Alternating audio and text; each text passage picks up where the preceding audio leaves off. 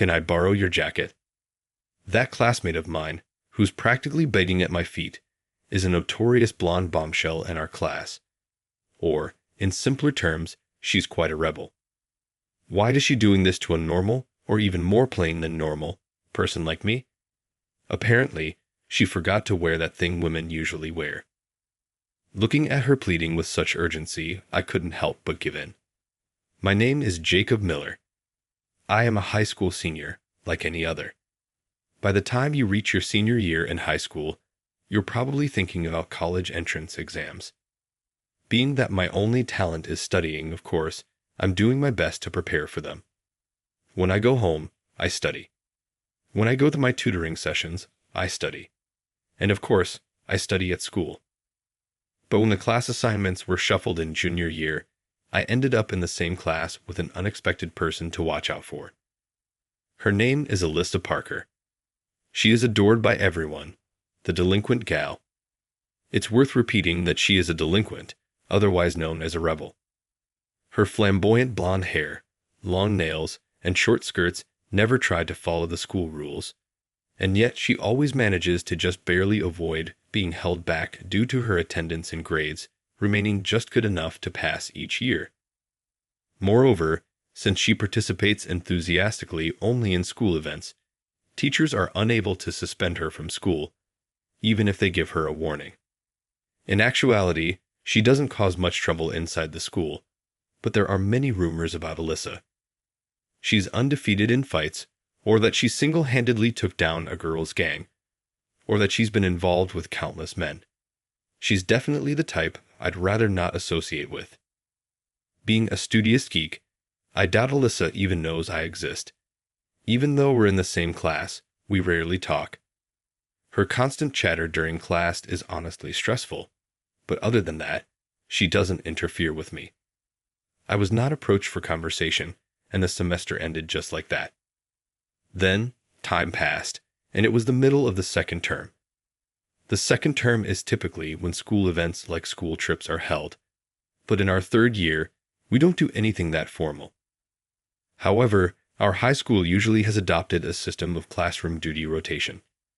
It's a system where a boy and a girl pair are chosen by drawing lots, and they perform tasks like unlocking the classroom in the morning, airing it out, and erasing the blackboard. I usually arrive at school early, so the duties aren't a bother to me. But the problem is, I was paired with Alyssa. She probably won't come. After all, she's usually either sprinting into the classroom at the last minute or she's late. Moreover, it's raining outside. I would probably have to do all the tasks alone today. With that thought, I unlocked the classroom, waited until the time the duty person should arrive, but as expected, she didn't show up. So I unlocked the classroom alone, aired it out, and was erasing the blackboard when I could hear someone running. Curly? Was it the classroom duty person from the next class who was late? As I was thinking that way, eek. For real, you're already here. I'm sorry, I'm 10 minutes late. Unbelievably, Alyssa, the notorious latecomer, dashed into the classroom. Taken aback by her unexpected appearance, I dropped the eraser I was holding. Though she was 10 minutes late, it was still earlier than her usual arrival time. And now she realized that she was late and apologized to me. Wait, Alyssa. As I stood there in bewilderment, she tossed her near-empty backpack onto her desk and asked, "Oh, you finished everything already. You're fast. Is there anything left to do?" "Oh, well, I haven't changed the water in the vase yet." "Okay, I'll do that." Alyssa grabbed the vase and exited the classroom. It was a shock to me that Alyssa had shown up at all, and I only noticed she was soaking wet as she was leaving the room. She must have run to school, thinking she was going to be late. I hope she wouldn't catch a cold. And yet, she took an extraordinarily long time to come back, even though she just went to change the water in the vase. I wondered if something happened, but we weren't exactly friends, so I sat down at my desk and started studying. Then, 10 minutes later, hey, I heard a voice from behind me. It was coming from the door at the back of the classroom. Turning around, I saw her looking awkwardly in my direction, holding a vase. When our eyes met, she asked, "Will you listen to my request?" A favor from her. For me? I turned to her in confusion. Upon closer inspection, her face was flushed. On top of that, she was acting strangely. What? Then she put the vase on a nearby desk, quickly slid over to me, and suddenly bowed down deeply. "Can I borrow your jacket?" she exclaimed in a voice almost like a shout. My jacket? Why? If you're wet, you can change into gym clothes. That was what I thought. She was wet and wanted to change clothes. It's fall now, and there's a risk of catching a cold, so I thought gym clothes would be a better option. I suggested that to her, but she didn't look up. Silence lingered for a while. If it was the usual bubbly Alyssa, she would have replied something like, "Oh, that might be a good idea." Something was wrong. As I was thinking that, she murmured, "Yay, that's it." Huh. I forgot to put that on because I was in a hurry. I thought I was going to be late. What? She dropped a shocking statement in desperation. Being at a sensitive age, I was too surprised and let out a cry. By that, she meant the inner wear that supports her body. Bust, right? I was confused, but then I understood why she couldn't look up. She just couldn't because her uniform was wet and see-through. Nothing stood out on her see-through back. There's no sign of that which should be there. That means she's wearing nothing underneath her uniform. I hurriedly took off my jacket, draped it over her, and then turned my back on her. Indeed, there was no point in wearing her gym clothes in the state they were in. The blazer was thick and would easily hide the front. "You can wear this. It's your home far away, one stop by train." In that case, why don't you go home wearing that for now? If you leave now, you should be able to come back by second period. It would indeed be tough for a girl of her age to attend class in this condition, especially since there's PE class today. When I said that, she whispered, "Thank you." Then she grabbed her bag and left the classroom. Of course, afterward, I was asked by my friends and teachers, "What happened to your jacket?" But if they knew that I lent it to Alyssa, I would have to explain the whole situation.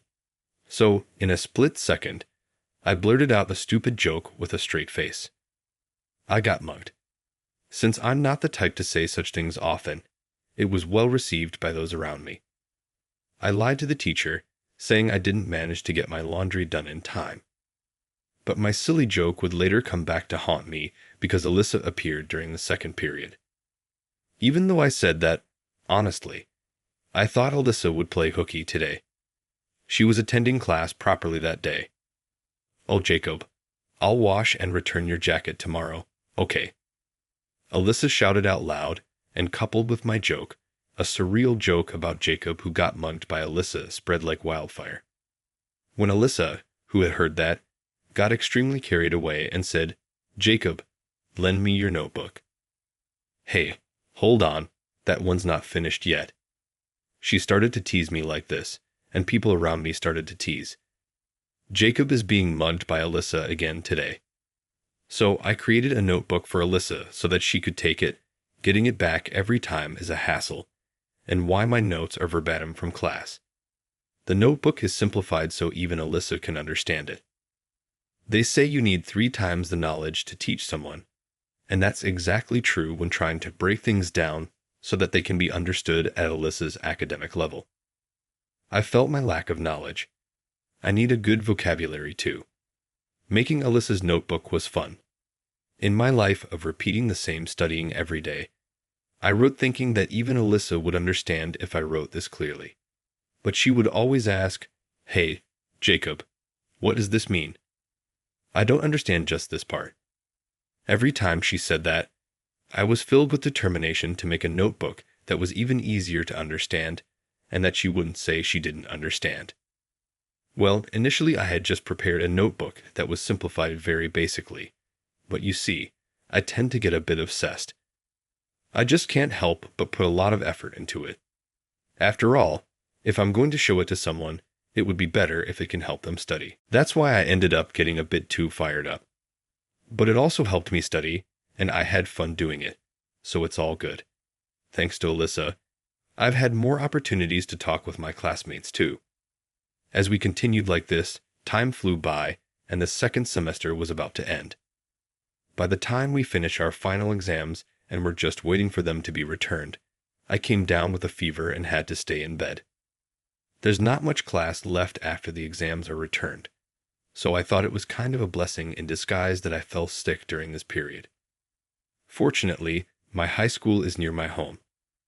In fact, I chose this high school mainly because it's near my home. I figured I'd have someone bring my test home, then I could check the parts I got wrong. With that in mind, I sent a message to a friend. "Hey there, are you okay, Jacob?" Surprisingly, the one who came was Alyssa. "Why, Alyssa?" I was shocked when I got a reply from my friend saying Alyssa has taken your test. It seems Alyssa came to deliver my test in place of my friend. Sorry for the trouble. Thank you. No worries, I also had something to tell you. As I sat up, Alyssa handed me the test paper. The score was about as expected, and I was satisfied. But upon closer inspection, there were several other answer sheets behind mine. The scores were 70 and 68 for the math and English tests, respectively. This wasn't my answer sheet. What the? Incredibly, that answer sheet belonged to Alyssa.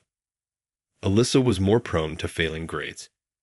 Moreover, I distinctly remember Alyssa failing consistently in math and English, the subjects Alyssa struggled with the most. Forgetting about my fever, I was so surprised, my eyes nearly popped out. Seeing this, Alyssa flashed a wide grin. "Remember the notes you gave me, Jacob?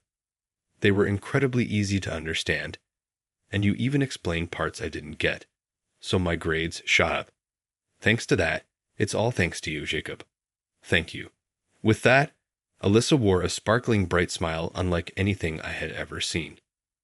Seeing that smile, I felt extremely happy. Of course, my part in lending the notes contributed to this, but it was Alyssa's hard work studying that ultimately reflected in the results. The notes were really easy to understand and interesting. I found myself studying at home before I knew it, and I wanted you, Jacob, to be the first to know about my test results. That's why I came over. Haha, you did great, Alyssa.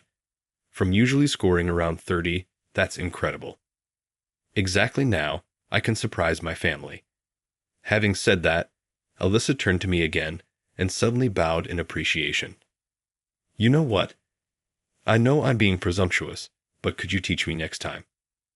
Well, sure.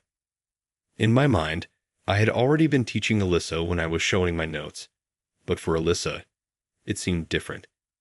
Being directly asked for help was pleasing, so once I recovered and returned to school, I started supervising Alyssa's study after school. After all, I would only be studying if I went home anyway.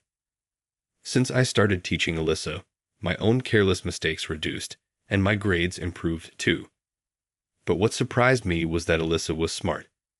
Thinking back, besides math and English, Alyssa barely managed to pass the other subjects, avoiding failing grades to prevent being held back a year. In other words, if Alyssa actually studied, she could improve considerably. While it's not realistic to catch up on several years' worth of studies in a few months, after developing a habit of studying, perhaps during winter break at my house, Alyssa managed to score over 70 in math, over 80 in English and other subjects. She gained the ability to attend an average university. Oh, by the way, there was absolutely nothing fishy on our study sessions at my house. I'm a guy after all. I had some expectations, but surprisingly, Alyssa's defense was tough. Rumors of her being involved with multiple guys turned out to be completely false. The rumor that she never loses a fight seems to be true, though. If I'm going to kiss, it has to be with my lover. That's what she used to say while fiddling with her nails. So I was not in her eyes.